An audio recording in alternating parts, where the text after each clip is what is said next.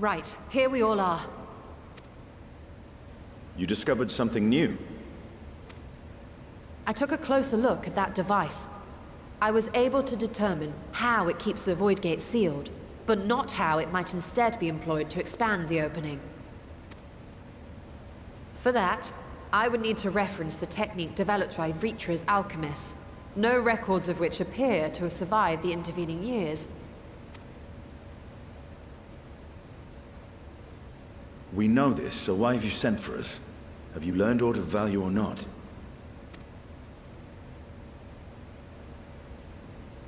Patience, good sir. One must introduce the subject before launching into specifics. From what we understand, travel between worlds is accomplished by passing through the nebulous rift which exists between them. Picture, if you will, the moment you were called to the first.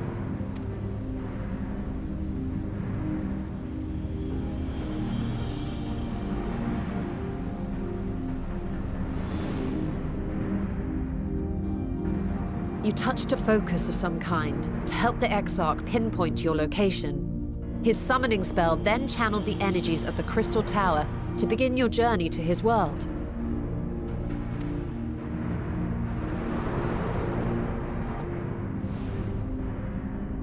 The magics tore a hole in the wall separating source and shard, and cast you into the intervening nothingness. In that place, the laws of nature hold no sway.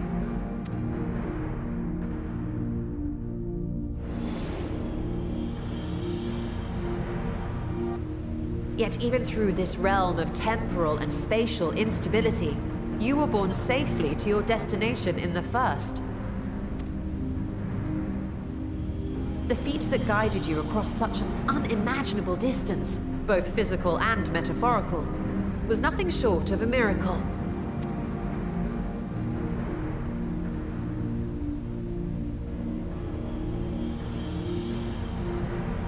Then what of the many Voidsent found in the source? Who guides them here, and how? An excellent question. Though there are several methods by which the Void's denizens might intrude upon our world, the rituals of summoning are the most typical. For example, let us consider the Gargoyle, a creature of middling power.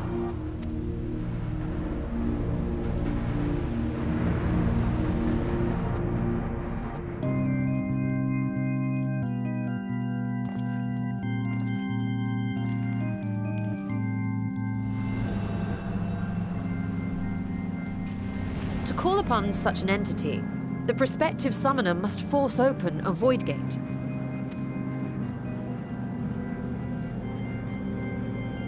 The portal lasts but a moment and is relatively small, allowing only an imp or other lesser being to squeeze through with their physical body intact.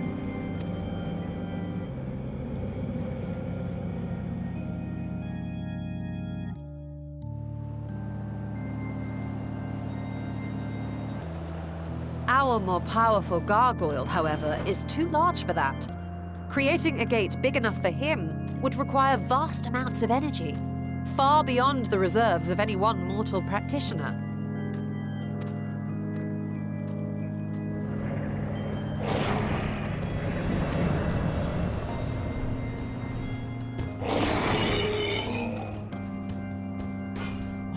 Instead, 'tis far more common to bring over only the entity's soul.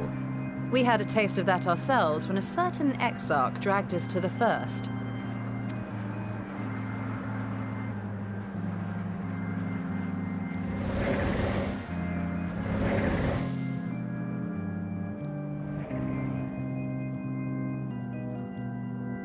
And just as our bodies remained in our world, the Voidsent's physical form is left behind in the 13th.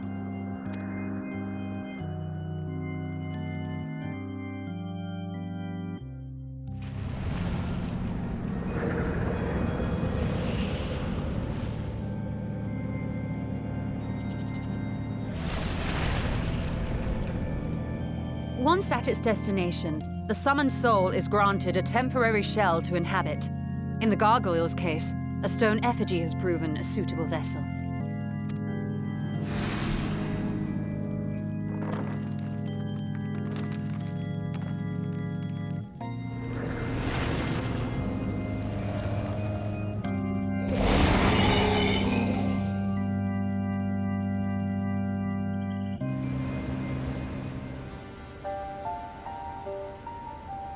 Wait. You said that Voidsent must be called here deliberately by someone in the source, reeled in like a fisherman with his catch. Exactly. For a being to navigate the chaos of the rift, with or without form, there must needs be a guiding agent on the other side.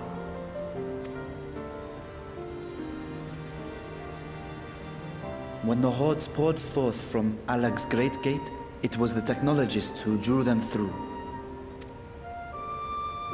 Though to my knowledge, planar fissures are in essence natural passages between our world and the void, which require no such guidance to traverse. Why is only the boundary between the source and the 13th so fragile? So much so that it often tears open of its own accord. I believe solving that mystery is key to understanding travel between the source and its reflections. And how do you intend to get your answers?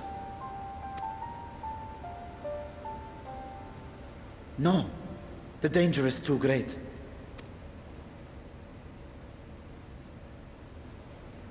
Perhaps. But what some call danger, others think of as adventure. Were you not listening to my tale? Never mind that the means to expand the gate has been lost to the ages. Even could you force the portal wide enough, you would be greeted by an army of murderous horrors the very instant you step through. I assure you I was most attentive. And I agree that to go alone would be certain death. But if I were to bring along one who has already braved the 13th and humbled the cloud of darkness, well, I imagine my chances would be much improved.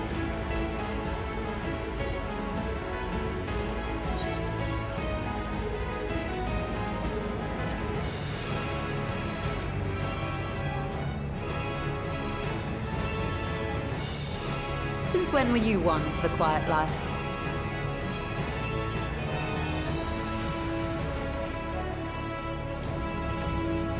Once again, I put my life in your ever-reliable hands. That said, as much as I would like to march straight back to the Void Gate, there is the small matter of being unable to open it without the Satrap's personal authority.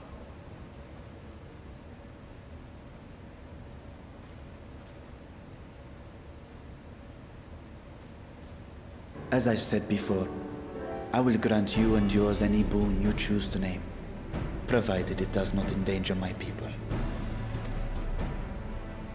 You have my word that we will take every precaution.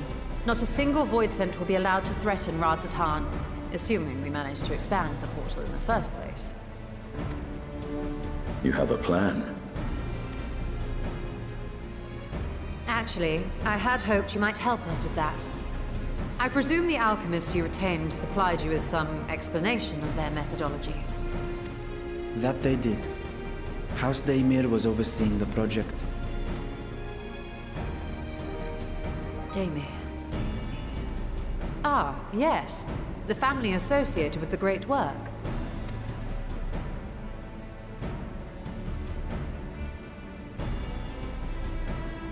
I did not fully comprehend the theory, but their research began with a void scent which had slipped through the fissure. After a thorough examination, they created an arcane simulacrum possessed of similar qualities. A man-made void scent, if you will. It was apparently indispensable in their efforts to enlarge the gate. A man-made Void Scent?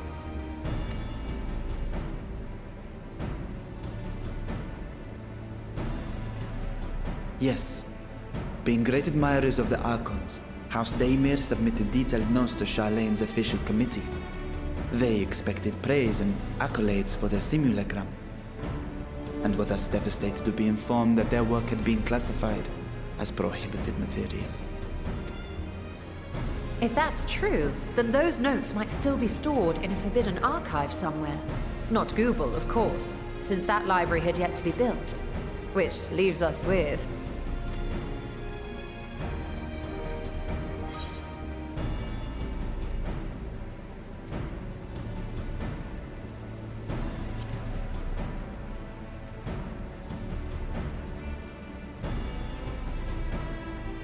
Yes, it may very well hold a copy.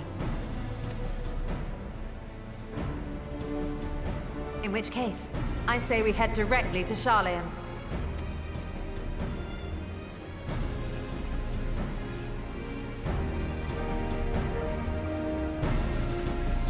Unless you anticipate needing help to reach the high shelves. I see myself being of little use. Go on ahead. I still need to find Mirad and tell him about the Kalzal Foundation.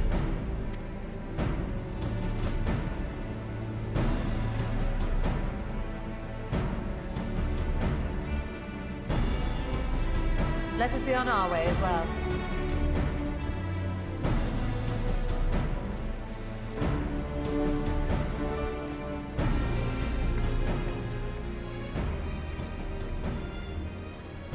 resolve to venture into the void, do I sit idly by?